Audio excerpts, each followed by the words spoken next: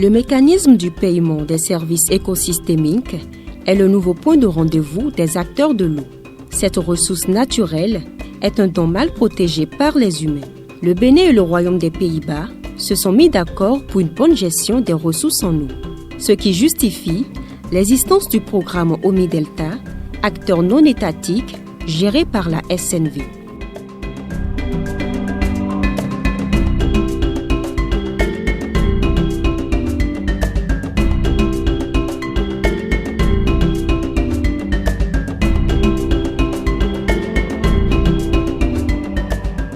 Les humains ont-ils déjà imaginé un instant une terre sans eau, sans forêt?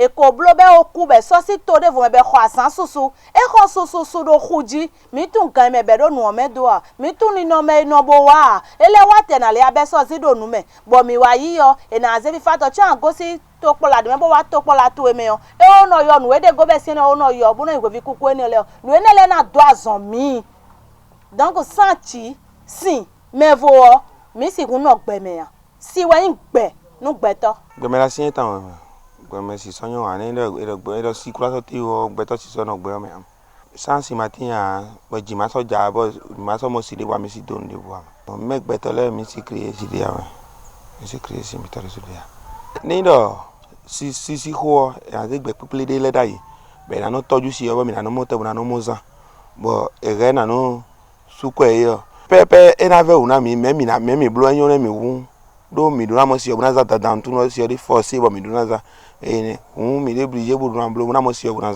La responsabilité de tous est donc engagée, chacun doit jouer sa partition. Les idées pour susciter le paiement des services écosystémiques ne manquent pas. Si on rentre dans le paiement aux services écosystémiques, c'est-à-dire le PSE, on voit qu'il y a certains qui sont dans l'aval qui reçoivent des dégâts. C'est-à-dire ceux qui sont en bas, ils sont plus endommagés que ceux qui sont en haut. Donc si ensemble, entre les populations, ceux qui sont en amont et en aval comprennent qu'il faut économiser ensemble, oui, il ne faut pas créer telle chose pour que ceux qui sont en bas aussi en bénéficient. Moi, je vois que c'est une bonne chose. Donc c'est une sensibilisation à la base pour que les populations comprennent d'abord le système et comment gérer ces ressources. Ce monde imaginaire dans lequel il n'y a ni eau ni forêt nous ramène à notre question de départ. Qui va payer la nature pour tous ces services? Il sera plus aisé d'identifier le payeur si l'action de pollution est locale.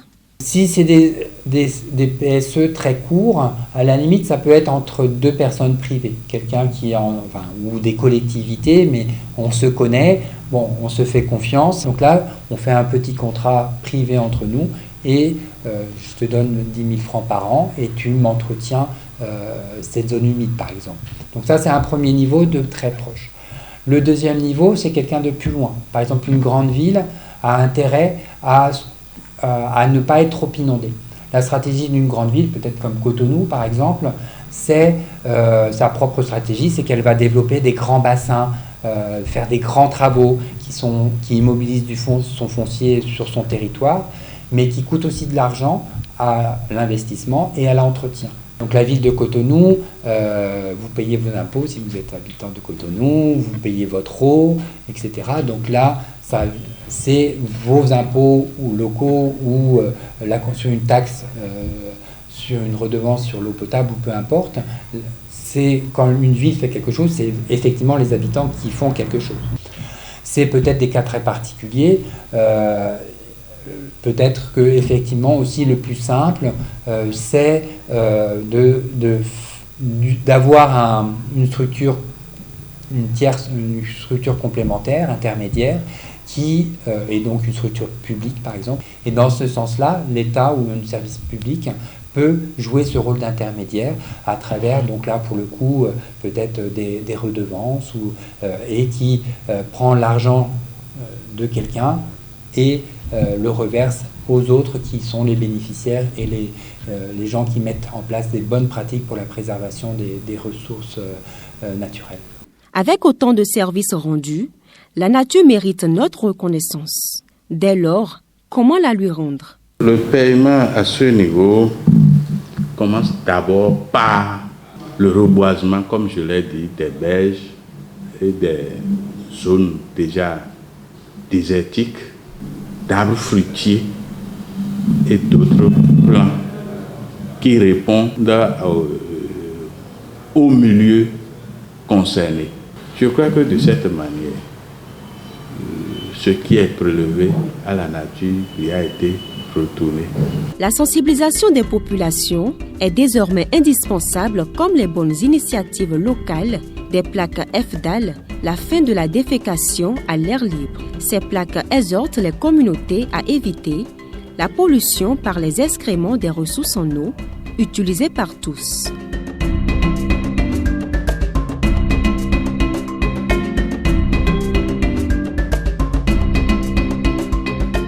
L'homme est le principal bénéficiaire des offres de la nature.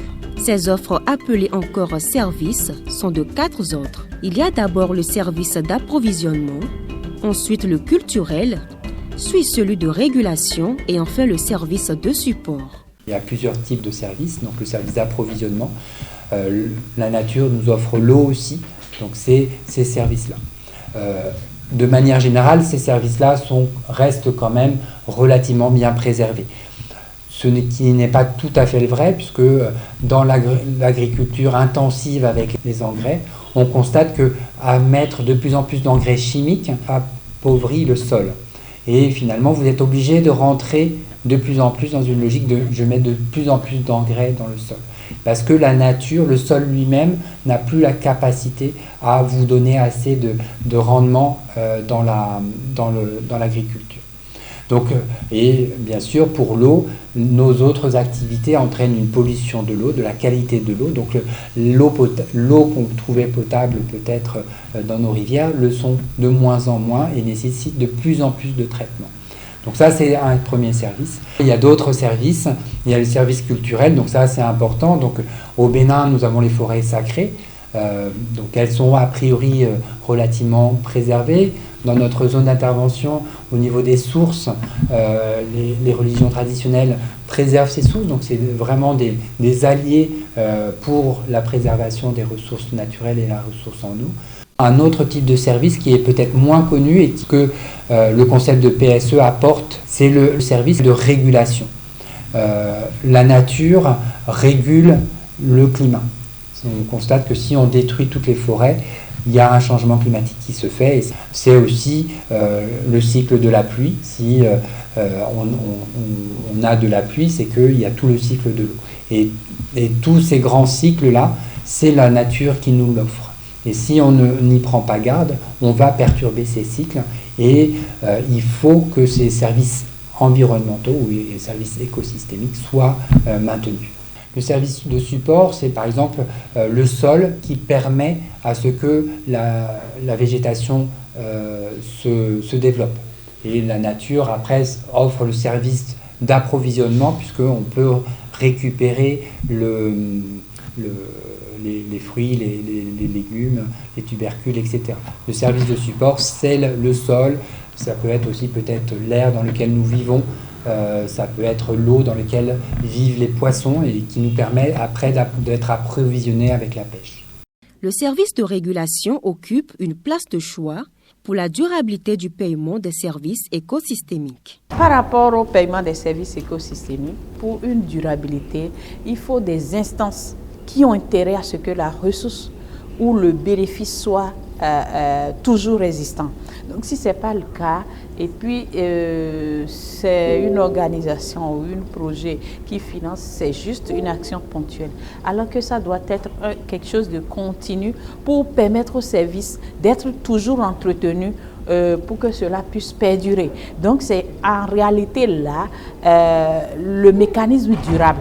Mais avant d'aboutir au mécanisme durable, les projets mettent en œuvre des mécanismes précaires pour donner l'élan, progressivement, s'il y a des intérêts liés à des organisations ou à d'autres structures qui se positionnent ou même aux structures étatiques à travers des redevances, à travers des subventions, ce seraient des meilleures options pour rentrer vraiment dans l'élément durable de ce type de financement. Les mécanismes du PSE induisent des changements de comportement qui ont des coûts.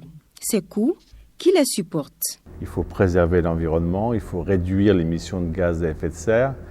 Et tout ça, il faut donc adopter de nouveaux comportements. Et l'adoption de nouveaux comportements, ça a un coût.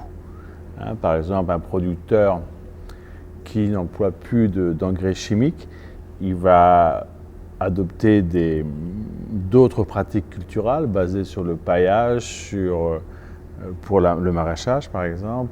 Donc cette transition-là, il faut la payer. Alors qui paye ça? Effectivement, ça peut être l'usager final, le riziculteur qui est en aval d'un bassin versant par exemple. Donc c'est très intéressant quand même de réfléchir sur ce type de mécanisme de financement. Et si on veut pérenniser ces actions-là, il faut trouver des solutions internes et des solutions pérennes, durables, pour que ce ne soit pas juste un coup d'épée dans l'eau et que ce soit vraiment sur un temps long qu'on doit s'inscrire.